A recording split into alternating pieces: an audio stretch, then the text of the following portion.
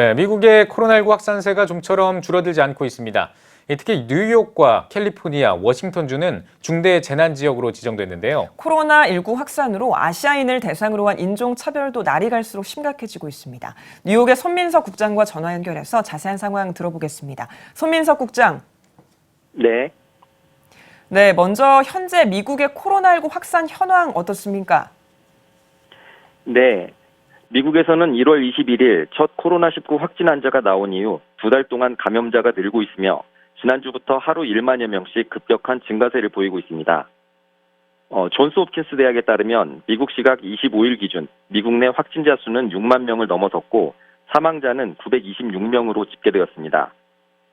이처럼 신규 확진자가 증가한 건 새로운 검사 진단 모델을 도입해 검사량이 크게 향상된 것을 가장 큰 원인으로 보고 있는데요. 미국에서 확진자가 가장 많은 주는 뉴욕주로 어제 하루 확진자가 4,700여 명이나 증가하며 누적 확진자 포함 3만 명을 넘어 미국 전체 감염자의 절반가량을 차지하고 있습니다. 뉴욕주의 경우 2주 전까지만 해도 일일 검사자 수가 1,000명 정도에 불과했었는데 현재 하루에 1만 6천 명이 검사를 받고 있어 이들 가운데 신규 확진자가 빠르게 증가하는 추세에 있으며 미국 전역에서 실시되는 코로나19 바이러스 검사 가운데 25%가 뉴욕주에서 시행되고 있어 타주에 비해 확진자가 많이 늘어나는 이유로 풀이됩니다.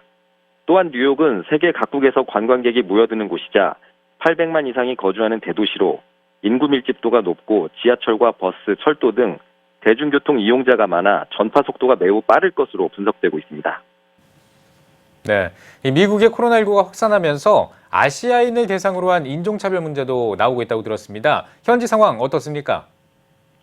네, 그렇습니다. 최근 미국 전역에서 코로나19와 관련된 인종차별과 혐오 범죄가 잇따라 발생하고 있어 한인 커뮤니티 내에서도 경각심을 가지고 있는데요. 이 또한 뉴욕의 경우가 가장 심각합니다. 지난 3월 10일 맨하탄 34번가 K타운에서 20대 한인 여성이 마스크를 쓰지 않았다며 흑인 여성에게 폭행을 당해 병원에서 치료를 받는 사건이 있었고, 맨하탄 헤럴드 스퀘어 지하철역에서는 흑인 남성이 길을 막고 욕설을 하며 40대 한인 남성의 얼굴을 폭행하는 사건이 발생했습니다. 또한 지난 10일 역시 50대 아시아계 남성이 10대 소년에게 욕설과 함께 폭행을 당한 바 있어 아시아인들을 향한 인종차별적 혐오 범죄를 멈춰야 한다는 경고의 목소리가 나오고 있습니다. 뉴욕 행정당국도 최근 발생한 인종차별적 혐오 범죄에 대해 우려를 표하며 강력한 조치를 취하겠다고 발표했습니다. 미국 트럼프 대통령도 얼마 전 아시아계 미국인 때문에 바이러스가 퍼진 것이 아니라며 이들을 보호해야 한다고 말했는데요. 코로나 바이러스 확산이 동양인에 대한 인종차별과 혐오로 이어지는 것을 방지하려는 의미로 해석되고 있습니다.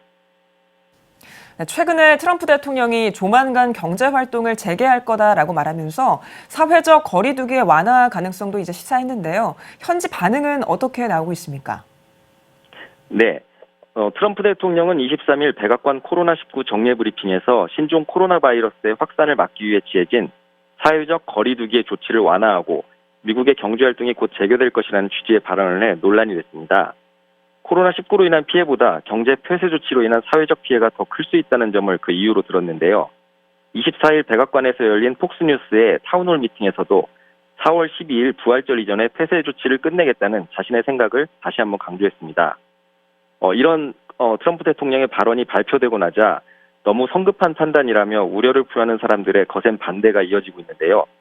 지금처럼 폐쇄 조치가 유지되지 않는다면 더 많은 감염자가 발생해 의료와 보건 시스템에 위기가 닥칠 것이라는 의료인들의 경고에도 불구하고 트럼프 대통령은 경제활동 폐쇄가 이어진다면 지금보다 더한 경기 침체로 인해 더 많은 사회적 위험과 피해를 가져올 수 있다는 점을 이유로 들며 경제활동 정상화 조치를 시행할 조짐을 보이고 있습니다. 네, 코로나19의 확산에 따라 하루하루가 급변하면서 현지 복음화와 선교 활동에도 영향을 미칠 것 같은데요. 어떻습니까?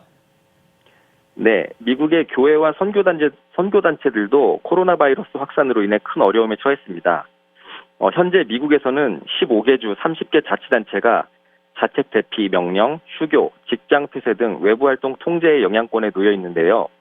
이는 미국 인구의 50%가 넘는 1억 8천만 명이 해당됩니다.